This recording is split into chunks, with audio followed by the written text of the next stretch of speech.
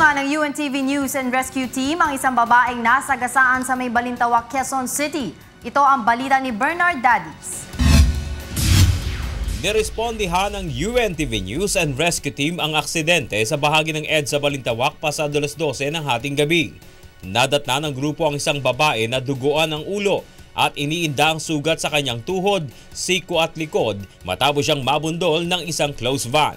Ayon sa driver ng van na si Romeo Bustria, binabagtas niya ang southbound ng EDSA papunta sa Parañaque nang tumawid ang babae.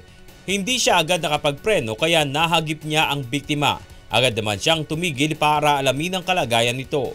Kinilala ang biktima sa pangalang Ana Patricia na napag-alamang nangangalakal ng basura sa lugar. Agad ini-assess ng rescue team ang kalagayan nito at nilapatan ng paunang lunas ang kanyang mga sugat. Pagkatapos ay inihatid na siya sa Quezon City General Hospital. Handa naman ang driver ng van na bayaran ang magiging gastos ng biktima sa ospital. Muli namang paalala ng mga otoridad sa ating mga kababayan na tumawid sa tamang tawiran, lalo na sa kahabaan ng EDSA para makaiwas sa aksidente.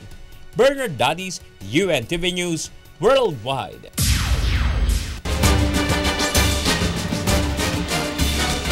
Tulong muna bago ang balita.